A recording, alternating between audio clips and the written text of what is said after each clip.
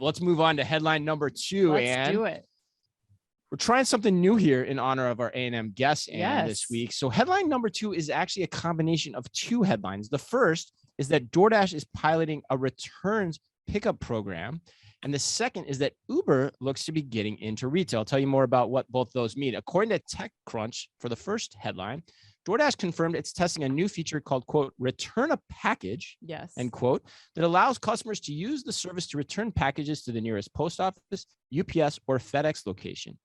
And then Chain Store Age also hinted very overtly, I might add, in their article about Uber, that Uber could have plans to become a retailer coming off its holiday shop this past December and its recent acquisition of the liquor service. Jesus. No one would ever do a liquor service. Yeah, maybe well, David, I got to ask you first, going back to you, which of these announcements, if true, was the more important headline of the week? I have no idea which one you're going to pick.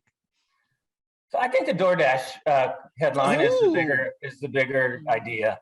I mean, I think with the growth of e-commerce, we've seen the returns and reverse logistics kind of explode as an issue many of our clients are facing. I mean, also in the market, you've seen PayPal buy Happy Returns. So there's starting to be, M&A activity. I think we're seeing early days of kind of a disintermediation of reverse logistics into the components of the reverse logistics, similar to what we've seen in the delivery front, where it started as, Instacart or whomever did everything, and now it's going from pick, pack, last mile delivery. I think we're going to see the exact kind of thing happen through the returns value chain, which is a big deal, right? Because UPS and FedEx have owned that for years. While I also think that the Uber story is interesting, I mean, we've just had a lot of this marketplace discussion. Right. I'm sure they'll have a marketplace. I'm sure it will be reasonably successful. I struggle with why I'd go to Uber Eats to make that purchase as opposed to, the Amazons of the world. So for me, that's why I went with DoorDash. Right. Mm-hmm. Michael, do you agree with David on this one, or any color you'd add?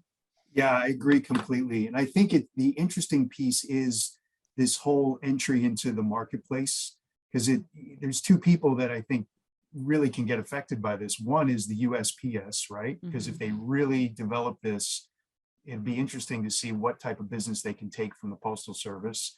And then the second thing is Amazon. Like, it seems like a thinly veiled opportunity for them to start going after that marketplace and really start competing with Amazon. Mm-hmm. Yeah, interesting. Yeah, no, it's funny.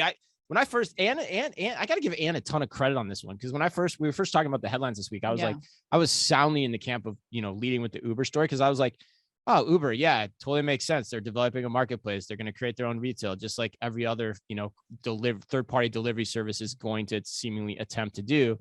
But then, Ann, you brought up the really interesting point that I think gets at the angle that David was talking about in terms of why the DoorDash story is more important. 100%. I mean, I think that Dave, you're absolutely right when you're talking about, just how the whatever they're calling first mile logistics, even too. We talked to Narvar yesterday. Depending on your spin on it, right? Like where you are in the relationship. Who's in charge of that returns process and the first mile of returns. Right. Exactly. Yeah. And I think that, when you start to think about DoorDash and how much they're doing, they're white labeling for Walmart. They're white labeling for so many people. I mean, I did a Walmart Plus order 2 days ago, and it was the DoorDash person that was contacting me, not Walmart, telling me that my order was going to be delayed, and, being really that point person that you go to.